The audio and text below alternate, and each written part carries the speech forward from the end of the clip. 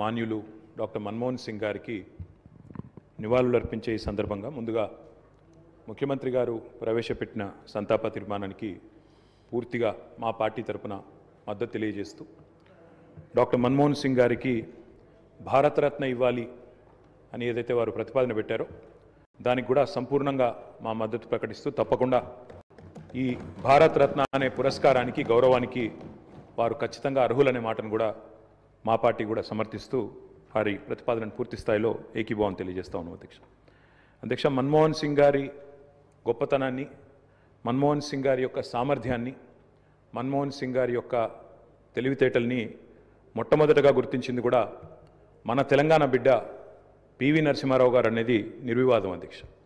PV Narasimha Rao గారు ఆనాడు ప్రధానమంత్రిగా భారతదేశానికి ఎన్నికైన తర్వాత సాధారణంగా ఈరోజు వింటుంటాం అధ్యక్ష, లాటరల్ ఎంట్రీ అని, అంటే రాజకీయాలతో సంబంధం లేని వ్యక్తులను కూడా మనం రాజకీయాల్లో ముఖ్యంగా ప్రభుత్వాలలో ముఖ్యమైన పాత్రల్లో తీసుకురావడాన్ని లాటరల్ ఎంట్రీ అంటారు అధ్యక్ష. కానీ ఈ లాటరల్ ఎంట్రీ అనే విధానాన్ని ఆనాడు పివి నరసింహారావు గారు తీసుకొచ్చి రాజకీయాలతో సంబంధం లేని ఒక ఆర్థికవేత్త, ఆర్బీఐ గవర్నర్గా పనిచేసిన ఒక మంచి తెలివైన ఒక ఆర్థికవేత్త మనకు అందుబాటులో ఉన్నారని చెప్పి గుర్తించి గౌరవించి వారిని ఆర్థిక మంత్రిగా ఆనాడు నియమించారు అధ్యక్ష.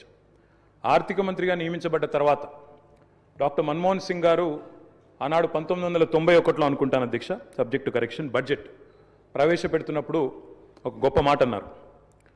ఆయన అన్న మాట, let the whole world here loud and clear, India is wide awake.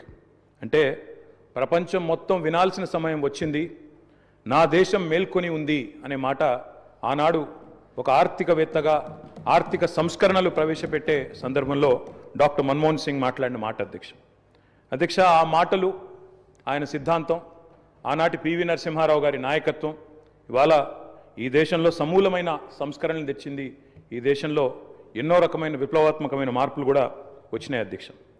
కేవలం 15 రోజులు మాత్రమే ఫారెక్స్ నిలువలు ఉన్న ఆనాటి పరిస్థితి నుంచి మొత్తం ప్రపంచం అంతా ఆశ్చర్యపోయే స్థాయికి దేశాన్ని పరిగెత్తించిన ఆర్థిక సంస్కరణ శీలి డాక్టర్ మన్మోహన్ సింగ్. అనవసరపు డాంబికాలు, అనవసరపు ఆర్భాటాలు లేకుండా, హడావుడి లేకుండా సింపుల్ లివింగ్, హై థింకింగ్ అనే మాటకి పర్యాయ పదంగా డాక్టర్ మన్మోహన్ సింగ్ గారిని మనం చెప్పుకోవచ్చు అధ్యక్ష. Loyalty is a very rate. Loyalty అనేది, విశ్వాసం అనేది ఇవాళ రాజకీయాల్లో చాలా అరుదైన పదం అధ్యక్ష.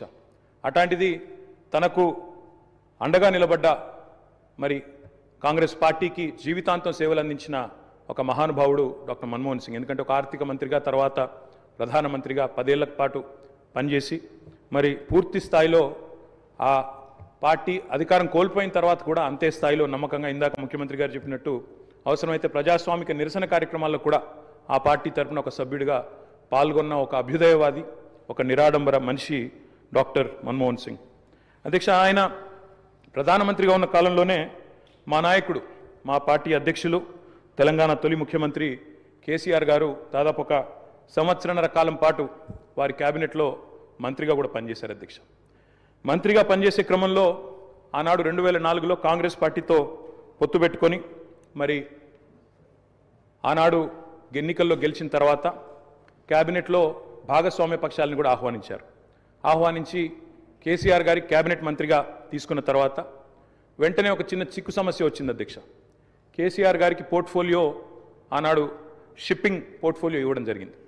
ఇస్తే వెంటనే డిఎంకే వాళ్ళు ప్రధాన భాగస్వామ్య పక్షం యూపీఏలో వాళ్ళు వెంటనే అభ్యంతరం లేవనెత్తినారు. మీరు మాకు కమిట్మెంట్ ఇచ్చారు, మాకు ప్రామిస్ ఇచ్చారు, మీరు వెంటనే మరి వారికి ఎట్లా ఇస్తారో అని అభ్యంతరం పెడితే కేసీఆర్ గారు ఒక్క క్షణం కూడా సంకోచించకుండా వెంటనే మన్మోహన్ సింగ్ గారి దగ్గరికి వెళ్ళి, డాక్టర్ గారు నేను వచ్చింది పదవుల కోసమో పోర్ట్ఫోలియోల కోసమో కాదు, నేను వచ్చింది నా తెలంగాణ కోసం అని చెప్పి వారికి తిరిగి ఆ షిప్పింగ్ పోర్ట్ఫోలియోని ఇస్తే ఆ రోజు మన్మోహన్ సింగ్ గారు అన్న మాట అధ్యక్ష, చంద్రశేఖరరావు గారు మీరు ఏ నిబద్ధతతో, ఏ సిద్ధాంతం కోసం, ఏ రాష్ట్రం కోసం అయితే వచ్చారో అది ఫలించాలి అని మనసారా నేను కోరుకుంటున్నాను.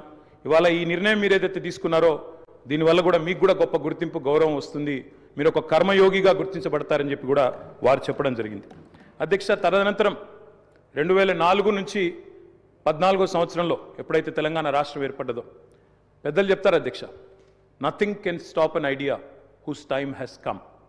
అంటే ఒక గొప్ప ఆలోచనకు, ఒక అరుదైన సందర్భానికి సమయం వచ్చినప్పుడు ప్రపంచంలో ఏ శక్తి దాన్ని ఆపలేదు అధ్యక్ష.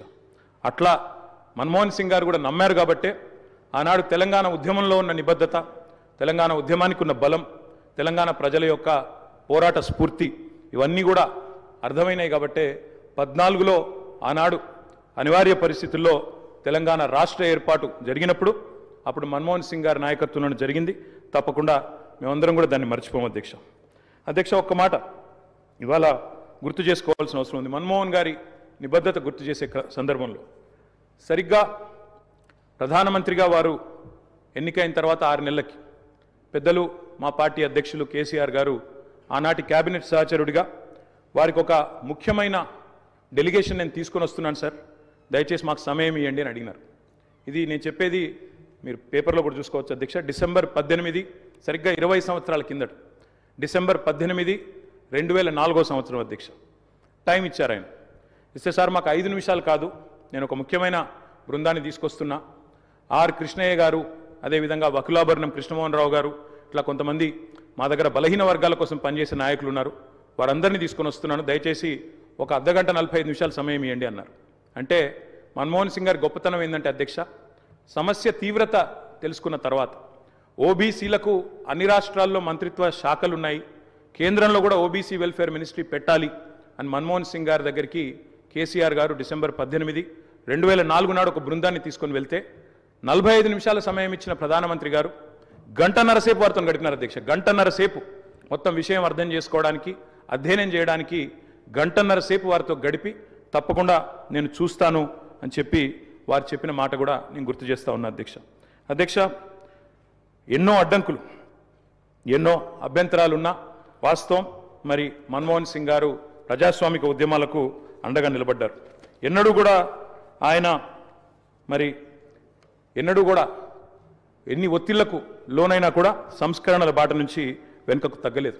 We can call him the silent architect of modern India. ఆయనకు పేర్లు పెట్టారు అధ్యక్ష. మన్మోహన్ కాదు, ఈయన మౌనమోహన్ సింగ్ అన్నారు.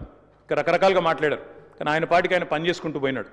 ఏమేం సంస్కరణలు దేవాలో తీసుకుంటూ వచ్చినారు.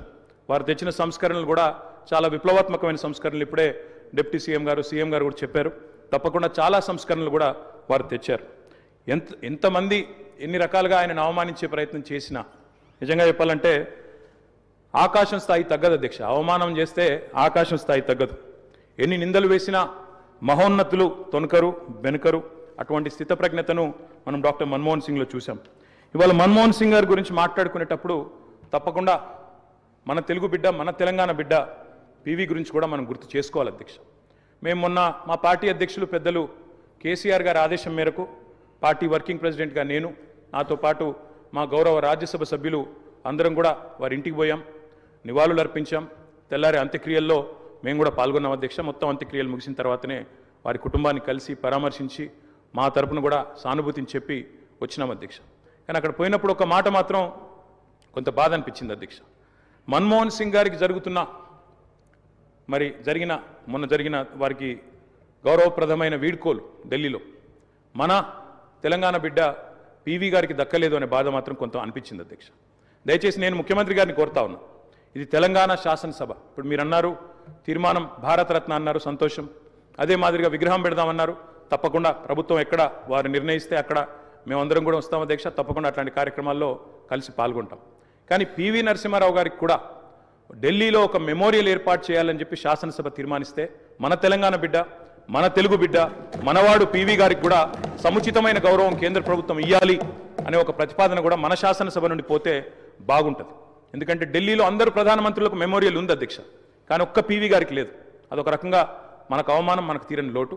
కాబట్టి ఈ తీర్మానంతో పాటు దాన్ని కూడా జతపరిచి పంపించినట్టయితే తప్పకుండా వారిని కూడా, ఎందుకంటే మన్మోహన్ గారిని రాజకీయాల్లోకి తెచ్చిందే పివి గారు, అట్లాంటి పివి గారికి కూడా ఒక మెమోరియల్ ఏర్పాటు చేయాలని శాసనసభ ఏకగ్రీవ తీర్మానం చేస్తే మన గౌరవం కూడా పెరుగుతుంది, మన సభ గౌరవం కూడా పెరుగుతుందనే మాట కూడా తెలియజేస్తూ ముఖ్యమంత్రి గారు పెట్టిన సంతాప తీర్మానానికి సంపూర్ణమైన మద్దతును, ఆ కుటుంబానికి మా ప్రగాఢమైన సానుభూతిని కూడా తెలియజేస్తాం అధ్యక్ష.